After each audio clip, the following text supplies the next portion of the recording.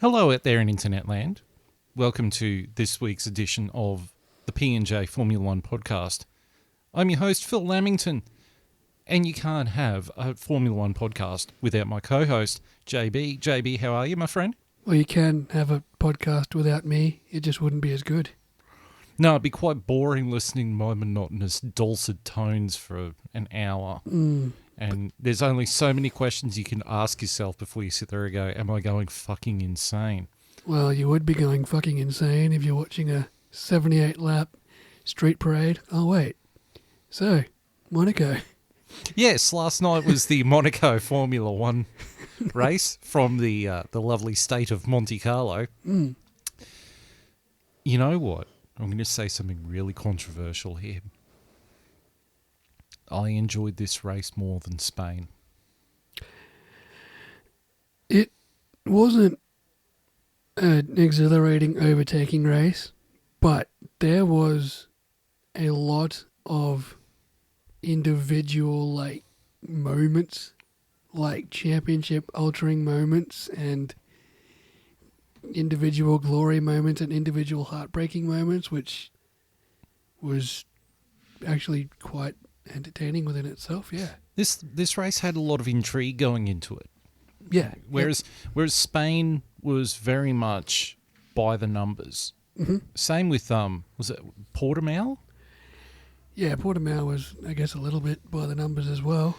Whereas this one, like everything got thrown out the window from kickoff. Because it's not a power track. It's not a conventional race track. Yeah. Power is not really a thing, and I don't quite remember the qualifying, but I'm pretty sure the top 10 cars were within a second of each other. Yeah. Like, it's such a tight, fast, well, not fast, but I mean, such a quick lap that it can throw a spanner in the works. Yeah. Because it doesn't matter if your car doesn't have outright speed at other circuits. This circuit doesn't require outright speed. It just requires a clean enough lap with minimal traffic. Well, that was the thing. Like on Friday, I think it was. So Friday, our time. Yeah. When they did free practice 1 and 2. Mm-hmm. And I remember reading the results of FP2 and seeing, Charles Leclerc and Carlos Sainz were 1 and 2. And just going, what? But also at the same time, being a Ferrari supporter, I was like, hey, this is cool. It's one of the few chances that Ferrari will get to be up the front. Mm-hmm. So, the child inside me was sitting there partying going, yay. That's it. Even though it was practice, it's not qualifying, it's not the race. Mm-hmm. But then we get to qualifying and get to Q3 in qualifying, and Charles Leclerc sets the fastest lap. Mm-hmm. And then puts it in the wall. Promptly putting it in the wall at the... And a lot of people sat there and said, he did that on purpose to stuff up everyone else's lap. It didn't look on purpose at all. And if you're going to stuff up... I think Martin Brundle said it. If you're going to stuff up a lap at Monaco, why are you going to do it at one of the fastest chicanes? Why not just go around a rascass and spin it accidentally? Or go down turn 1 like Rosberg did and... Ooh, I locked a brake. Whoops. 18 seconds left in the session. Better yellow flag it. Why would you wreck it at or what Schumacher did all those years ago? Refresh my memory. Oh, God. Can't remember the call. I think it might have been the Rascas, where he just parked it. Yeah. Yeah. Like, if you're going to botch a lap at Monaco, and it can be done, and it's probably the only track where you'll be able to get away with it. Aside maybe Baku, if you could pitch it into the Maiden's Tower. But if you're going to do it, legitimately, to stay on pole, you wouldn't do it. You wouldn't do it there. No. That was a pretty high-speed crash, which wiped the back of the car out, really, to the point where they thought the gearbox was fried. Yeah, and that's the thing. Like, they couldn't look at the gearbox. Like, they look on it from the outside, but the instant they took it off, they broke Parc Ferme rules. Yeah, and it would have been a 5-spot grid penalty. Yeah. But in the end, it actually wasn't the gearbox that broke. No, it was the drive shaft. Yep, they looked at it, and they were right. Like, we were debating it while we were watching. It's like, why didn't they just check it? And then they did check it, and they said there was no substantial damage, which was correct. There was no actual substantial damage to the gearbox at all. That ultimately wasn't what broke on Leclerc's car the following day. It was actually the drive shaft. Yeah. But it was great to see him get pole position. It was great to see the Ferrari up there fighting. It was, well, both of them were up there fighting. They had great pace all weekend. Someone who didn't have great pace was Lewis Hamilton. Yes, He had a miserable weekend. he couldn't find any grip in qualifying, and then was buried in traffic during the race, and the car didn't like traffic, and he didn't have any outright pace at all weekend. He was very much outgunned. And before the race, he was talking up the track like it's one of the best tracks and all this It's stuff. iconic, and I love it, and rah, rah, rah, and then we'll get to it, but he was buried in traffic, and very much 180 view of the track now. Yeah. Post-race, he says it's boring, there's no overtaking chances, and he doesn't like it anymore. Throwing the toys out of the cot a little bit, but you come to expect that. Yeah, when it doesn't go his way. That's it. So, the race classification, which should be on the screen right about now. So, we've got Max Verstappen for Red Bull Racing in first place. Mm-hmm. Brilliant drive. Flawless. Flawless. It was a very solid drive from kickoff to full-time siren. Mm-hmm. Same with Carlos Sainz in the Ferrari, who came second. That was just a perfect drive. It very much was.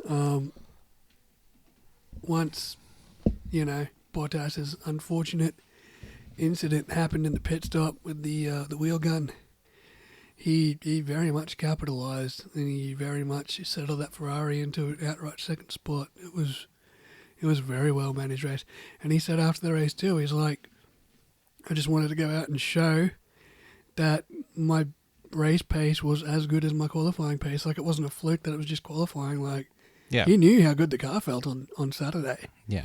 and it translated brilliantly into the race.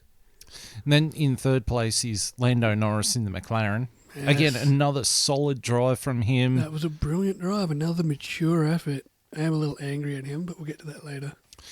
Fourth place was Sergio Perez. I've got to say, I'm absolutely proud of Perez. Like, he finally brought that Red Bull into play. He put it where the team needed him to put it. Yeah. And he did it perfectly, yep. Then in fifth place is Sebastian Vettel in the Aston Martin. The driver over the day. And you know what? He deserved it. Yeah. He did. He did a really good job.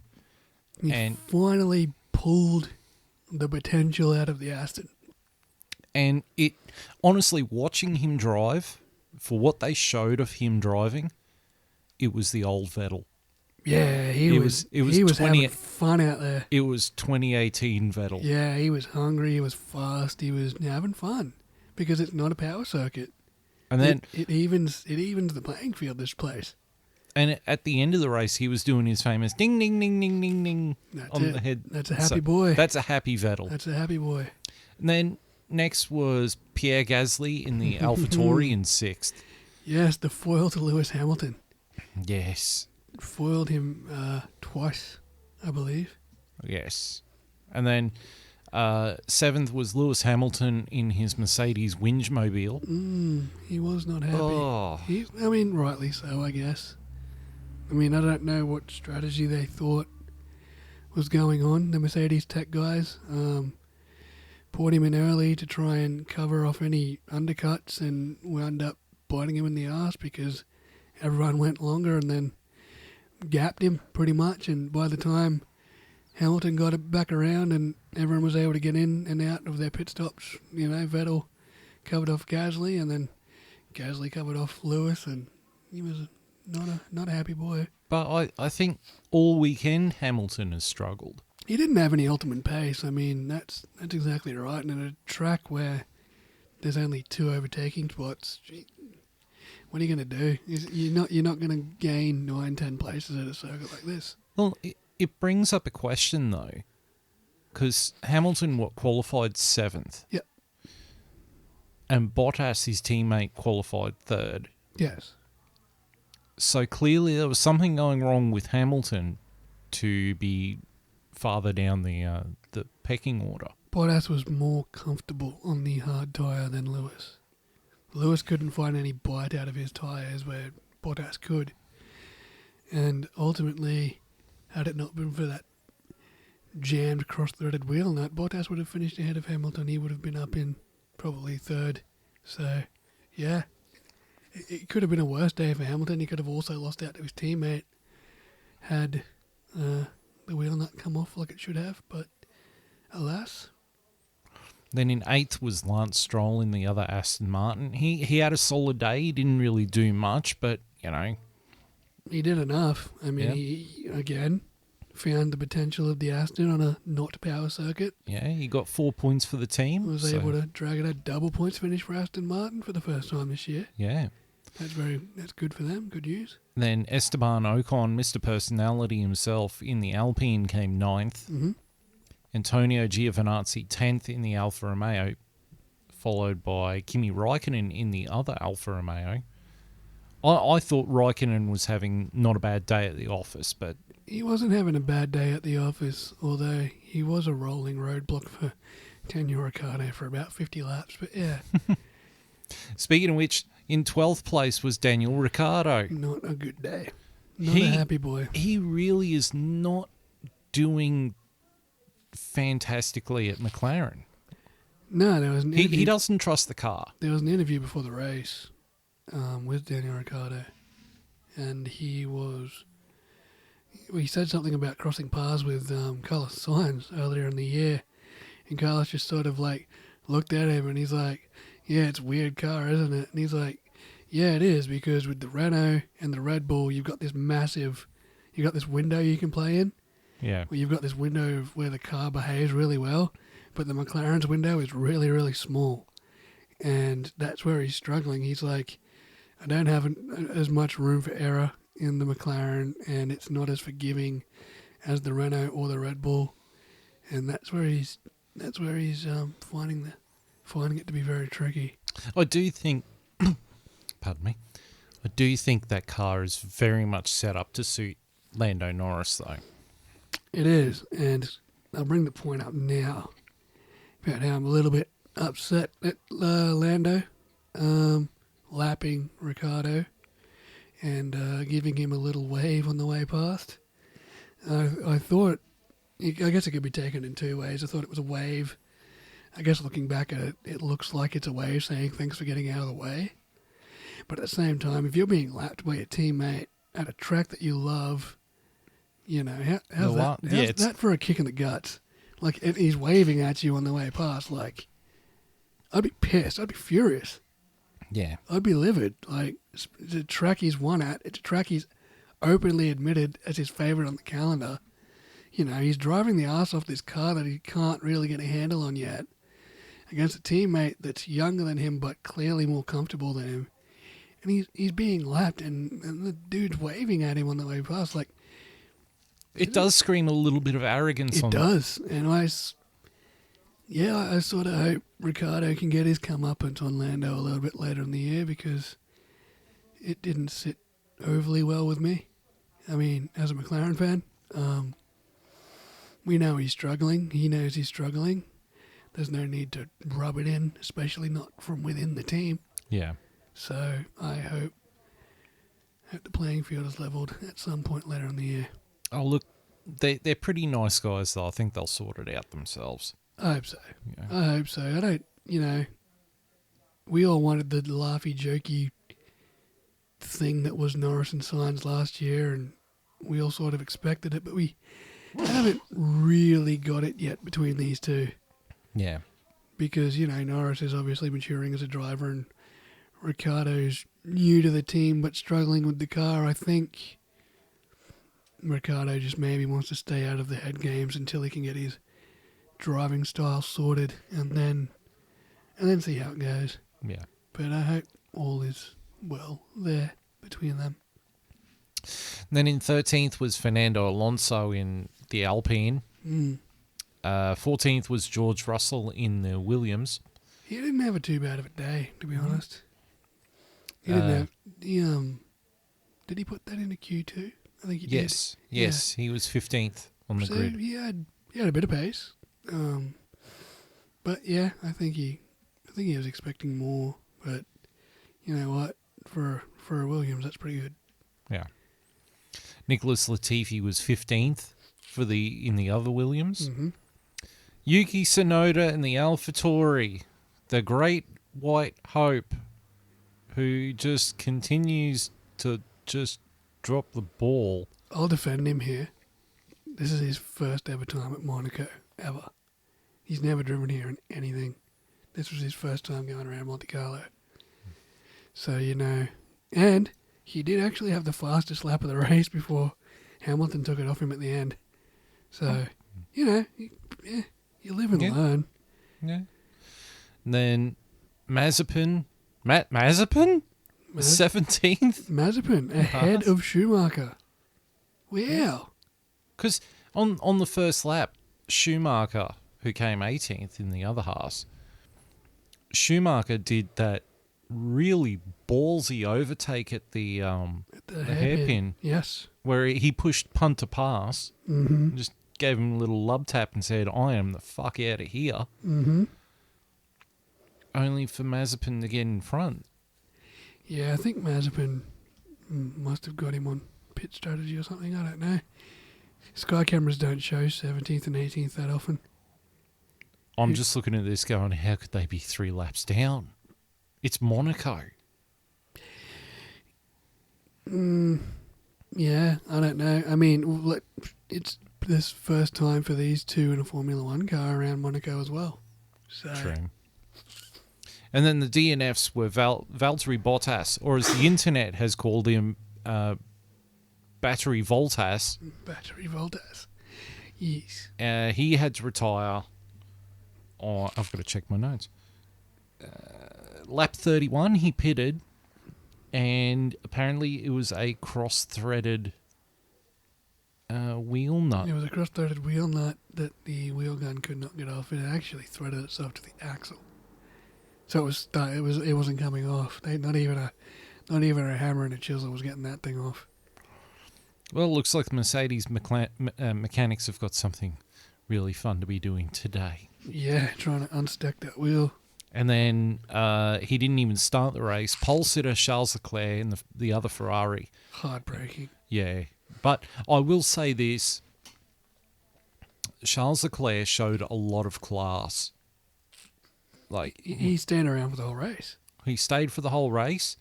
He, I believe he congratulated the 3 drivers that had won. Yep. Like right before they went to do their interviews with Martin Brundle. Yep. He was there. And he got a nice hug from Prince Albert of Monaco as well. Prince Albert of Monaco. Yeah, he seems like a cool guy, actually, Yeah. Prince Albert. Yeah. He'd be fun to go to dinner with. Yeah, well, that's part of the thing. Like, the top 3 drivers get to go and have dinner with him that night. Is it the top 3 or only the winner? I think it's only the winner. I thought it was top 3. No, it's only the winner. Because Ricciardo won it in 2018 and had to go buy a suit because he didn't have one. He's like, shit, I forgot about the dinner. I have to go buy a suit. Luckily, if you're in a place to buy a suit, Monaco is probably number 1 on the list. I'm sure they'd have more than a few tailors along the along the harbour. Yeah, I'm sure they'll open up especially for him too on a Sunday afternoon. Open up the wallet. But that's the thing. Like, we can sit here and criticize Monaco as a track, but what other race on the calendar, when you win, do you get to meet the monarch of that territory, of that country, and have dinner with them? Look, let's be real. These cars outgrew Monaco probably mid-90s. Oh, yeah. Like, this track got outgrown long ago to the point where it's no longer a racetrack. It's more just a cruise along the countryside. But you still sort of, like, you watch it and you still sort of get it. Yeah. It's like, you know, every track on the calendar has its own unique challenges. You have open, permanent racetracks. You've got street tracks. You've got, you know, windy tracks and straight tracks like Austria. And Monaco's its own unique challenge. It's short, it's tight, it's narrow. It is a test for the drivers. It's a driver's test of your capabilities and of your mental strength. It's not the fastest track. It's not the most exhilarating, you know, lap. But for 78 of them, you've got to be switched on, because if you're half a car width too wide coming into the swimming pool chicane or wherever, You're in the wall. you're in the Armco deep. Yeah, you're done. Your race is done. Like, yeah, okay, it's not the most exciting race to watch on TV, but you can see the appeal. Like, you can still see why it's considered the one you want to win, because it is such a mental challenge of a track, of putting a lap together, keeping it between the Armcos, and doing it fast enough to hold off 19 other guys. Yeah. Also doesn't help that the cars are 2 meters wide. I think they do need to shrink the cars a little bit, because it does affect Monaco and Azerbaijan. What is the maximum width of the regs next year? Are they shrinking it back to 1.8? I couldn't tell you off the top of my head. Yeah, I think a slightly narrower car wouldn't go astray, but we'll see what next year brings. Yeah. So, pardon me. Whoa. So the blow by blow on the race. So Charles Leclerc didn't start because of the broken drive shaft. Mm-hmm. And then lap one, you know, everyone takes off. Max pretty much gets in front, like he's already in front, but stays in front and stays there for the rest of the race. Yeah, he covered off Valtteri nicely, pointed his car to the right on the grid slot. Valtteri actually got the better start, but Max just forced him into the wedge. And well, we keep talking about how he drives like Senna. That would have been very much a Senna move. yeah, it was just perfect racecraft. It was just straight across the track, like turn the corner into a triangle. You know, Valtteri's going to have to, as I've said about Lewis like 3 times this year, brake or crash. Yeah. Let him make the decision. It's Max's move. It's Max in turn 1. Brake or crash. Yeah, he puts, much like Senna, he puts the entire outcome of the encounter in your hands. Mm-hmm. You can either crash into each other and you're both out, or you can brake, let him through, Yep. and then he knows he's got the psychological advantage. That's it. And it worked for him today. Also on lap 1 was Mick Schumacher passing Mazepin on the hairpin. It was a good move. It was a ballsy very He's just ballsy like- move. He's just like, I have no intention of sitting behind you. Lap 1 into the hairpin straight under him. Could have easily been disaster. So then we fast forward a few laps to lap 30 when Hamilton pits, trying an undercut that ultimately did not pay off. Not at all. Then the next lap, Valtteri Bottas comes in, and unfortunately he has to retire from the race because of the cross-threaded wheel nut. Mm-hmm. And you could tell he was heartbroken. Yeah, that was second place. Yeah. Like, he would have been second or third at worst. And that would have brought him back into the championship battle as well. Yeah, because he had it over Lewis all weekend. Yeah. He was faster than him in qualifying. He was faster than him in the race. That just sucks. And why does this never happen to Lewis? How come every botch pit stop at Mercedes, it's always Bottas? It's never Lewis. Or George Russell.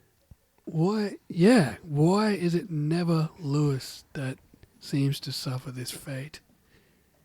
It's odd. Like, it's probably purely coincidental, but there's just always, if there's going to be a team-based fuck-up from Mercedes, it's going to be on Valtteri. and not Lewis. It's just odd. I'm sure it's purely coincidental, but you just question it sometimes. Yeah, it happens so often with Bottas Mm-hmm. that it does actually legitimately raise the question of, are they purposely fucking with Bottas? I mean, it brings back memories of Vettel and Webber at Red Bull. All the little shit that used to go wrong, it was always Webber. It was never Seb. Yeah. And now here it's always Valtteri that gets the fucking rough end of the pineapple. It never seems to be Lewis. Well, for me, it brings it all the way back to Prost and Mansell at Ferrari, where Prost demanded that all the good mechanics work on his car. And when his car didn't work right, and Mansell's was, he demanded that they swap cars. Yeah. It's not quite to that extent here, but it's just... It's enough to raise an eyebrow, though. It does. It's enough to, like, raise the question out of the back of your mind. It's like, it just never seems to happen at Lewis. Yeah, odd. Or another point you could bring up was McLaren in 2007. With Alonso and Hamilton. Yeah. Yeah, nah. I'm sure it's just purely coincidental, but it's just so just funny and bizarre how it's always Valtteri, never Lewis. But yeah. So then the next lap 32, Sebastian Vettel pits his Aston Martin and manages to come out in front of Gasly and the man who's swearing a word a second, Lewis Hamilton. Rightly so. I mean, they threw him under the bus. Pitted him early in the hopes that Red Bull or someone would follow. But with follow their lead. Hamilton's pace all weekend, I don't think they were expecting anything to happen. I don't think they were expecting anything good or bad to happen. They were expecting him to at least be ahead of Vettel, and therefore Gasly, and it didn't work. So, but then that always comes back to what we were saying before, that this track is more a driver and a strategy track than a power track. yeah.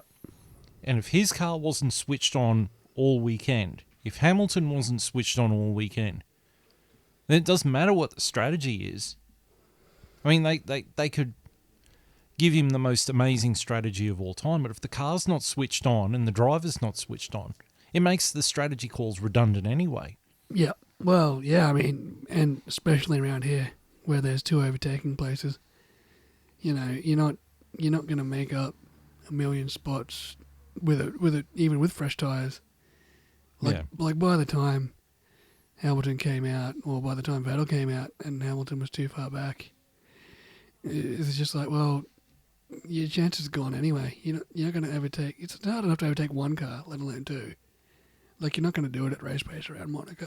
It's too difficult. Because the only places you can really overtake are the main straight going into Santa Vold. Yep. Or the tunnel. Yep.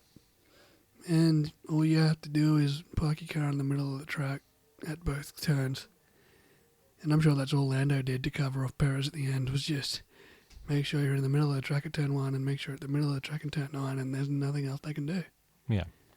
So, bad strategy call, yes, but even with a fresher set of tyres, you're not going to make those spots back up anyway. Yeah. To be honest. So then lap 34, Max pits, nothing interesting. Lap at 35, Perez pits, nothing interesting. He does come out in front of Gasly. And Vettel. And Yeah. Vettel. So he effectively drops Hamilton down another place. Yeah, Perez finally came into play for the team, so He finally was a chess piece on the board at last. and he put in a solid effort. Yeah, his first stint was very impressive, and it was enough to get him up to net 4th position and stay there. It was very well done. Now, as mentioned before, lap 56, Norris passes Ricciardo, or laps him, and gives the wave. Gives the wave, yeah. lap 68, Lewis Hamilton pits. They put some soft tyres on, and he sets the fastest lap of the race. And then Max Verstappen wins the race on lap 78. 78 laps later, the man who starts first finishes first. That doesn't happen around Monte Carlo. But I think this is the first Monaco race in 9 or 10 races where there was no safety car and no virtual safety car. Never, literally, literally nothing. Where? Yeah, weird. But I mean, the race itself was still sort of. It was procedural, but it was more interesting than the last two races. But it was interesting, yeah. Like, it was odd. It's like it's not edge of your seat racing, but it had enough intrigue around it. Yeah, there's strategy battles, there's positional battles, there's championships at stake, there's podium positions at stake on strategy calls. But it brought a lot of other teams like Ferrari and McLaren really into play, as well as like Hamilton having a bad weekend, Bottas having to retire due to the tyre issue, Charles Leclerc having to retire because of his praying at qualifying. Yep. There was so many things up in the air in this race that it had the intrigue around it. Sure, the on-track action wasn't the most amazing thing ever, but the intrigue around it told a really interesting story. Yeah, I mean, it was Red Bull versus Mercedes for, championship honours and whatever. But like you said, by the end of it, it was Red Bull versus Ferrari versus McLaren. Like, there was just so many different things brought into the mix, and then by the time it all ended, we've got ourselves a new championship leader in the drivers and constructors. Max Verstappen now leads the Drivers' Championship for the first time in his career ever. Only by 4 points, it's not much, but he's now atop the leaderboard. And for the first time, I don't even know when, Mercedes is not leading the Constructors' Championship in the Turbo Hybrid era. I believe it was probably Ferrari.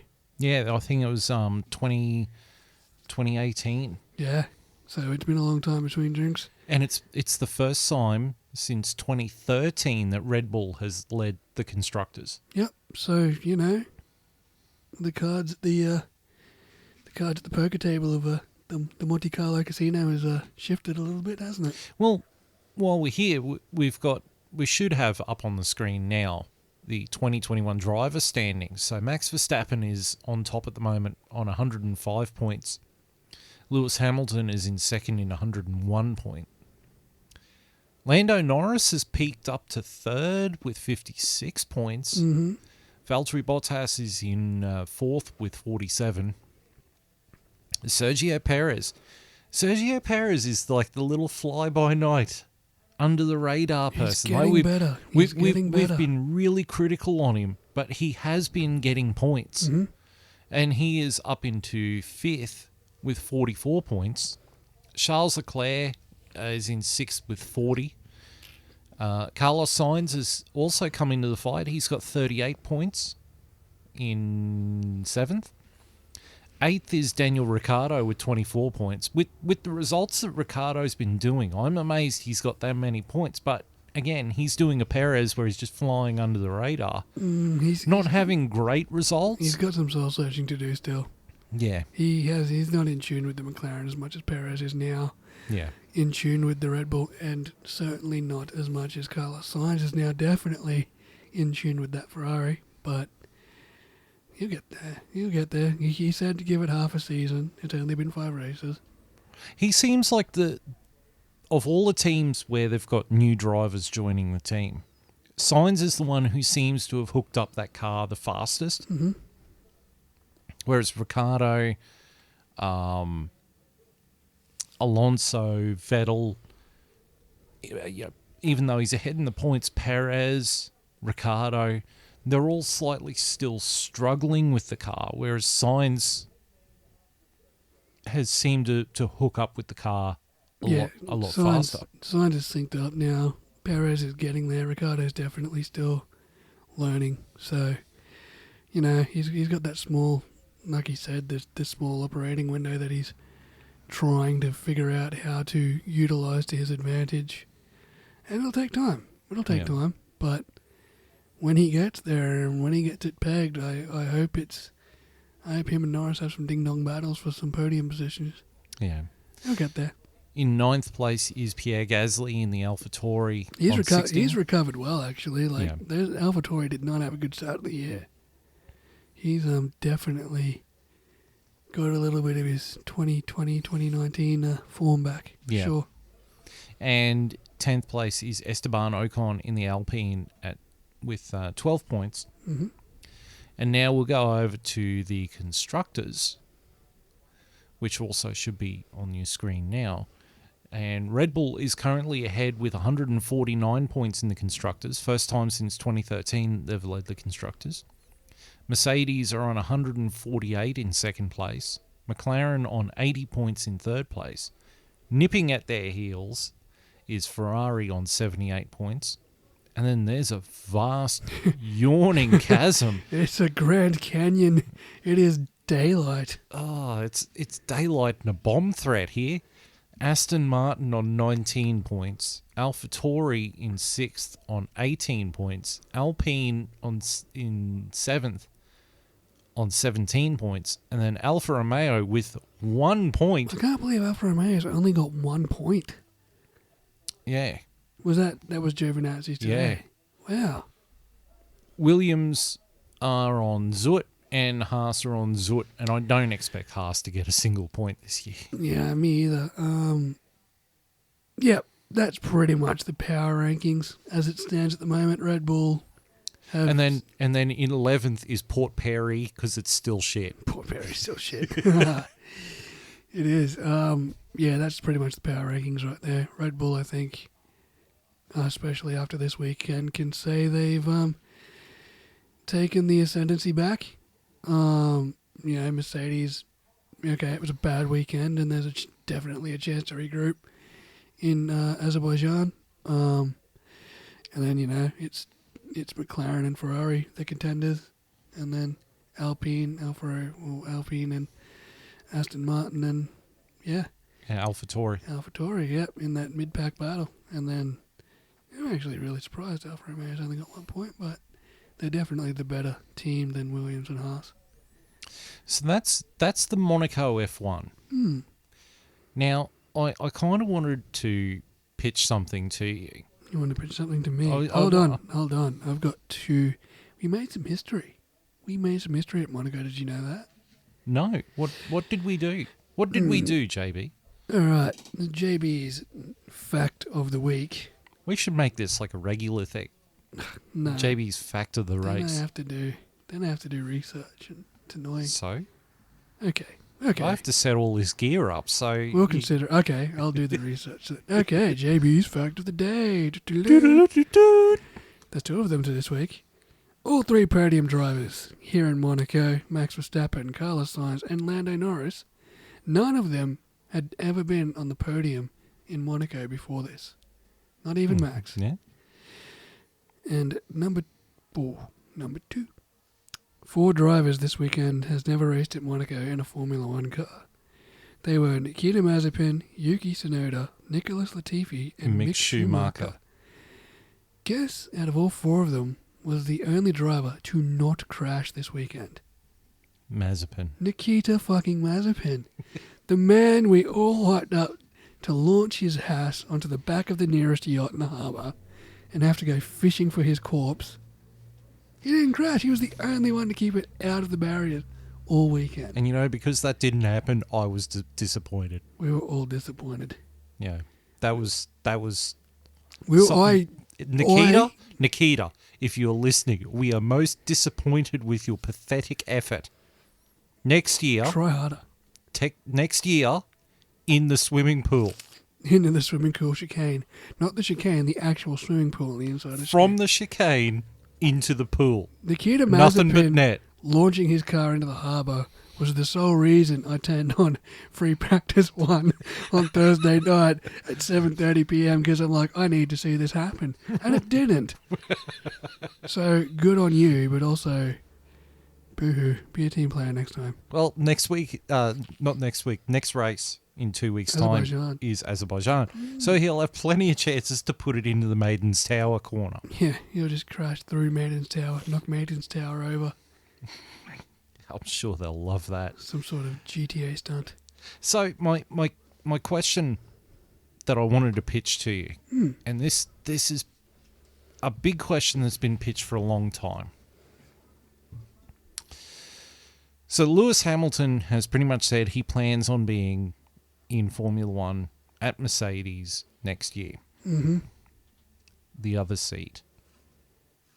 Apparently, according to a lot of other F1 channels, have said that there are 3 people vying for that other seat at Mercedes. So you've got Valtteri Bottas, who is out of contract again this year. You've got George Russell, who's out of contract with Williams at the end of this year. Mm-hmm. And apparently the third one who's in talks, or people are throwing his name out to be in that seat, is Esteban Ocon. Because apparently he is still a Mercedes driver. But yes. some reports have come out saying that Ocon is actually in talks to stick around at Alpine. So my question is, who do you think will get that seat? Or how about we make it a bit easier? We make it a bit easier. What advantages does Bottas have on retaining his seat at Mercedes? There's only one advantage he has, and that's experience in the seat. Yeah. He's a proven race winner, and he's a proven tail gunner. And Lewis Hamilton likes him as a teammate. And he can follow team orders when he has to, yes. All right. What disadvantages does Bottas have? What could cause him to lose that seat? Consistency. He's got that lack of killer instinct. When the chips are down and it's a straight fight with Lewis, Lewis always gets him mentally, psychologically. Bottas just doesn't have that killer instinct that you want. You want 2 drivers fighting for a championship, but end of the day, in that straight fight, it's always Lewis. Bottas just doesn't have it in his head to, make that move, take that risk. He just doesn't do it. I think another thing that would hurt Bottas is that sometimes he gets the team order, like at Spain. He got the team order to let Lewis through, and he seemed a little bit hesitant to follow it. Like he really was trying to make a it out. point, but like I said on the Spain recap episode, it just made him look like a fool because that's what I mean. Like that he drawed the ire of the team by not letting Lewis pass, and then Lewis got past him anyway quite easily. So even if he was trying to be, a thorn in Lewis's side, it backfired on 2 levels. So yeah, Bottas to me is very much a Felipe Massa or a Rubens Barrichello. He's not world championship material. He'll never be world champion. He'll always be the tail gunner. He'll always be a number 2. yeah, all right. Well then, to your question, is Esteban Ocon or George Russell going to be any different? Well, who would? Well, allow me to answer your question with a question. So we get to George Russell. What do you think his advantages are, and what would make him worthy of that seat? There's only one answer to that question, and that was Sakir last year, when he fucking sent it up the inside of Valtteri without a second thought. That's killer instinct. That's wanting to fucking prove yourself. That's hunger. Yeah. That's what I would want. I don't want you to play second fiddle. I want you to go after Lewis. He made Valtteri his bitch in a car he had been in for like 2 days. Yeah. He'd never driven that Mercedes, and he fucking made Valtteri his bitch on that corner. Valtteri's been driving that car for 4 years? How long's it been? 3 years? He joined the team in 2017. Okay, so it's been like 5 years. Yeah. So after he's driving that car for 5 years, rookie Russell sends it on him, makes him his bitch, and the only reason he didn't finish ahead of him in that race was that botch pit stop. Which wouldn't have happened if Hamilton was driving the car. Yeah, again, yeah. Yeah, so, yeah, I think Russell's got the hunger, Russell's got the talent, he's young, he's fast. See, to me, George Russell looks like a potential world champion. He doesn't look like a number 2 driver. Nor should he think like he is. I mean, That's right. He's far and away the number 1 driver at Williams already. Yeah. So he knows what it takes to be the lead. And he outdrives that Williams. Exactly. Like getting it into Q2 consistently. Yep. You know, they call him Mr. Saturday now. Yeah. Because he gets that Williams into Q2. Yep. Then the race starts and he doesn't go anywhere. Because it's shitbox. Yeah. Yep. But he is out driving that car. Yeah. He's everything you want in a teammate. I mean, yeah, he's hungry, he's young, he's fast, he's talented. And he already showed it. He's had one race in that Mercedes, and he damn near won the thing while making the mainstay Valtteri Bottas his bitch.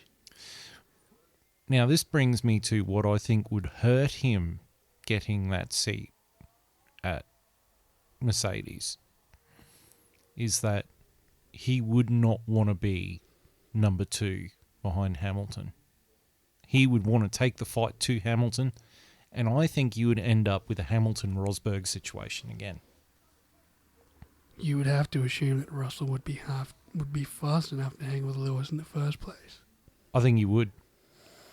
I think he's shown it. Well, he was definitely faster than Valtteri in the one appearance he's had in that car. Yeah, maybe. I mean, it'd be fucking great to see. But you'd have to tell the kid, I want you to be number 2, which is the same as trying to tell Lewis Hamilton that I want you to be number 2 behind Fernando Alonso at McLaren, which didn't happen. Or trying to tell him, no, there's nothing wrong with your tyres. Would you get that flashback? Imagine George Russell like starting to get all over Lewis, and Lewis just getting the shits. Yeah. And doing Fernando Alonso stuff back to him, you know, roles reversed, shoes on the other foot sort of deal from 2007. Well, that's what we got in 2016 with him and Rosberg. You know, Rosberg was ploughing into him. They were just... Rosberg earned that respect, though. Rosberg had to earn it, and Russell will have to earn it. Yeah. I think he's got the pace to earn it, but at a consistent... I don't know. It'll be interesting to see. It'll come down to consistency. I'd love to see it. I'd love to see Russell just get the Mercedes drive and then shit all over Lewis and just take him out of the sport pretty much, make him retire. Yeah. Yeah, it'd be great, but... And even cost him like an 8th world title. Or, you know, a world title. I think Max Verstappen's about to cost him an 8th. I think so too. Fingers crossed. But then you've got Esteban Ocon. Fast, talented, consistent, but he doesn't impress me. Like, he doesn't strike me as anything special. Yeah, well... I don't understand what people see in him. No, that's right. He's fast and he's consistent, but Ricciardo was faster than him last year in Renault. You know? Well, there was another Mercedes driver a few years ago who had talent behind the wheel and he went nowhere, and that was Pascal Wehrlein. I think Wehrlein was a better driver than Ocon. Yeah, Pascal was good. You know, Wehrlein deserved to be in F1. And Ocon to me does not have a killer instinct. To me, sometimes Ocon seems like a clown. And I don't mean a clown like what Sainz and Ricciardo and Norris get up to. I mean, like, he just seems like he is a circus clown driving around on a track. I mean, look at Brazil. I think it was 2019 when he spun out Verstappen. Yeah, when he was trying to... And Verstappen wanted to kill him. Verstappen punched him, I think, didn't he? Or shoved him. Yeah. And he sat there and laughed at him. It's like, no, mate. No, that's dumb. Yeah, Ocon's never impressed me. I think if you're going to put anyone in that seat, it's George Russell. I think that argument has been well made and well documented and should happen. I think the only thing that would really hurt Russell with Mercedes was what happened at Imola this year when he crashed into Bottas. Yeah, and Toto was not happy with either of them. But I still maintain that was a 50-50. yeah, Bottas moved back towards him and Russell was on the wet stuff and spun. But, you know, he had a dig. I mean, he was overtaking a Mercedes in a Williams in the rain. Like, that's impressive enough. Yeah, well. Like, that's him outdriving the Williams in tricky conditions. And outdriving the number 2 driver at Mercedes. Yeah. Because he was catching the Mercedes. Yep. So, he's got all the talent and all the speed in the world, so if that's where he winds up, I would not be surprised at all. Yeah, for me, I think Mercedes will go the easy option and stick with Bottas.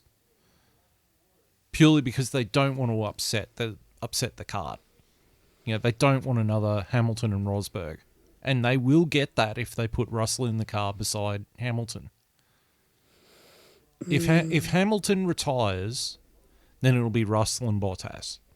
Yeah, but Hamilton's not going for 2 years, so I think Russell's going to have to bide his time. Yeah, you might be right. Like, they might just re-sign Bottas for another 2 years and then let them both go together. Hamilton retires. What do you reckon? Hamilton retires, Russell takes Hamilton's seat. Do you think they get rid of Bottas and try and find a second driver on the market? I think they'll stick with Bottas purely for consistency. Like team consistency, like someone who's already in the team. They don't want to have 2 brand new drivers. Why not?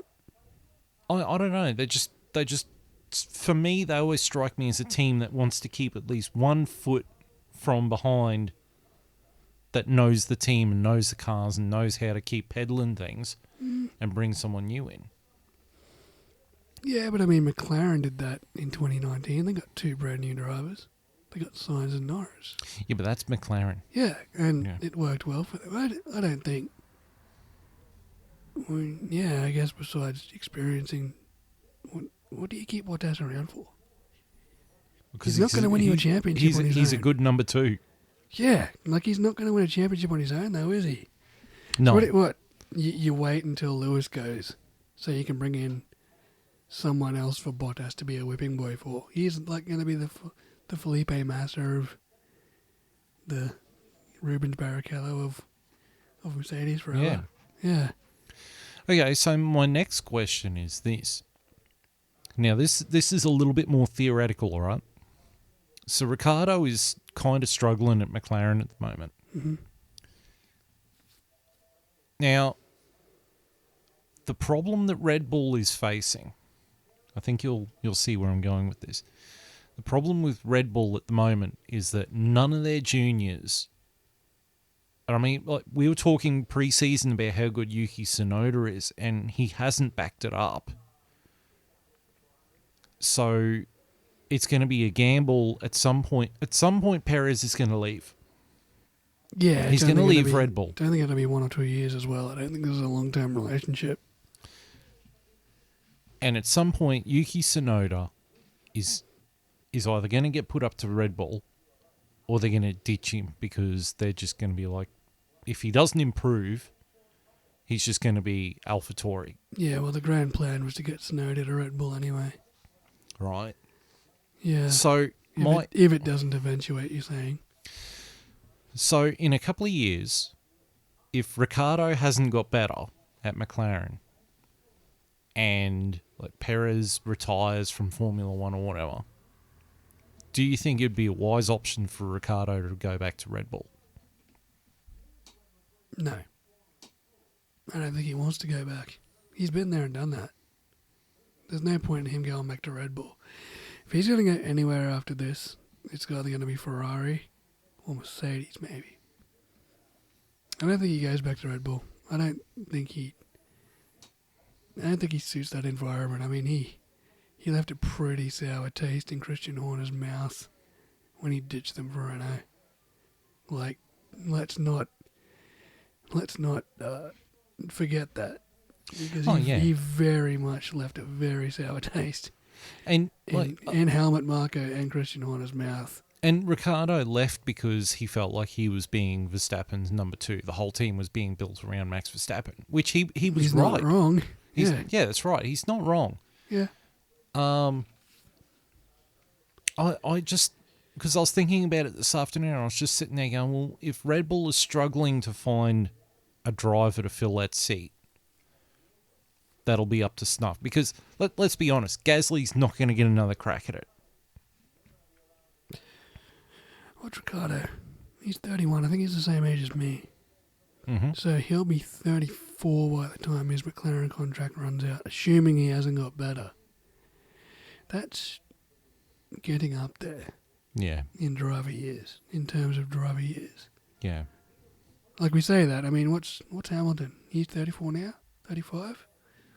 I think he's like 35. 36, I think. Yeah, right. I mean, he's still winning championship upon championship upon championship into his mid-30s.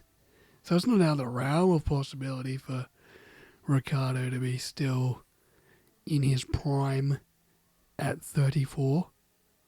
But I think by the time his contract runs out, Red Bull will have someone else lined up.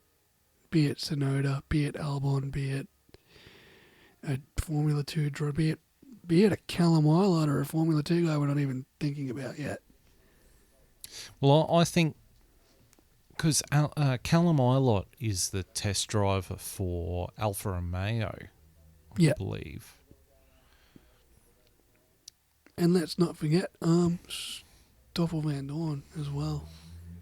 I think he's actually on Mercedes, not Red Bull, but he's still around getting experience, and he's someone with former experience that could probably step back into a full-time role if someone so desired. I'm just trying to think, who is Ferrari's test driver? Hulkenberg. Is it Hulkenberg? Where's he at? No, Hulkenberg. Hulkenberg is the test driver for Aston Martin. Ah, right. I keep thinking Callum Eilert is. But he's the test driver for Alfa Romeo. I'm not sure. Whenever I think about test drivers for Ferrari, I think the best test driver they've had was Daniel Kvyat. Yeah, I mean, he was the test driver. I think it was 2016. It was a couple of years ago. Because it was when Vettel and Raikkonen were doing really well in the Ferrari, and he was the test driver. Yeah, but I think the point still stands. I mean, by the time what's Perez got? He's got a 2-year contract at Red Bull. I think it's 2 years. Yeah. It's either 2 years or only 1 year. They'll have someone else lined up by then. I don't think Ricciardo's that guy. I don't think Ricciardo's going to go back. Horner wasn't happy with him when he left, and Helmut Marko's already given him a piece of his mind. So, and I don't think Daniel himself had any intention of stepping back into the walls of Red Bull Racing. So, I think they'll source somewhere else. Sorry, I was just looking up. Callum Eilert is the Ferrari test driver. He also is the Alfa Romeo test driver. Yeah, I wouldn't mind. You reckon does Eilert get Raikkonen's seat next year then? If he retires, yeah, Callum Eilert's straight in there. Yeah, good. He's a good talent. He's a good talent. I wouldn't mind seeing Eilert and Schumacher going back at it like their F2 days. Yeah, well, like we said in the pre-season, I really want to get Schumacher out of that Haas. Yeah, exactly. I want to see his get talent. him into an Alfa Romeo, but he signed I think a 2 or 3 year deal with Haas. Well, we can only hope that all the tokens and all the money they're saving for next year's car pays off a little. It's not going to turn them into a championship winner straight away, but, you know, here's hoping we get to see his talent up in the midfield. Yeah. Because he is a talented driver. Yeah. He does... He's got a lot of his old man style. Mm-hmm. You know. And I know a lot of people out there aren't big Michael Schumacher fans, but, you know, always... When people criticise Michael Schumacher, I always go back to when Juan Pablo Montoya tried to overtake Schumacher and he went on the outside and Schumacher sort of pushed him off the track. And then post-race, Juan Pablo sitting there going, no, he didn't see me. He didn't see me there. I was ahead of him at one point. But he didn't see me. You've either got to be blind or dumb to not be able to see me. But, you know, he didn't see me. That's it. A little bit of... There's always gamesmanship out there. If you're talented enough, you can... It's that killer instinct of, I want the title. Exactly. It's the Verstappen going into turn one. It's Senna going into turn one. It's that line from the movie The Replacements where Gene Hackman says to Keanu Reeves, winners always want the ball. Yeah. You know? Exactly. You can't be afraid of putting your elbows out if it's the difference between winning a championship and not. Or the infamous Ayrton Senna quote. You're not a racer if you don't go for the gap. The gap exists and you don't go for it. You're no longer a racing driver. That's correct. Yep. That is correct. So, yeah, it'll be interesting. I mean, time will tell. It's all hypothesis here on the P&J chat. Yes. All right. What's next? Baku. So, yeah, Baku in 2 weeks. Another relatively procedural race. Yeah, but it's slightly faster than Monaco, and there's a few more overtaking opportunities. Yeah. Down that big straight to turn one, and down that back straight to turn 3, 4. Unless you're us in the video game, then you just make an overtaking spot out of anywhere. Exactly, and then you put it in the wall at the you break your front wing. You just sit there and go, fucking broken front wing. Yes, no, another Red Bull track, so we'll see if Verstappen can continue the ascendancy, or if Hamilton and Bottas bounce back. Fight back, yeah.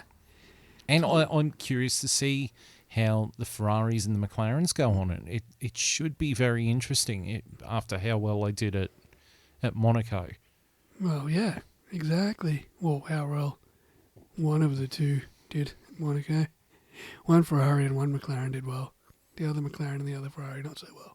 Yeah, well. But hey, more races and more opportunities to bounce back. Yeah, that's right. So that's the end of the episode for this week. Thank you for tuning in. And on behalf of myself and JB, we wish you all a very fine day or night, unless you're listening to it at night. All right. Thanks, everyone. See you guys. Bye-bye.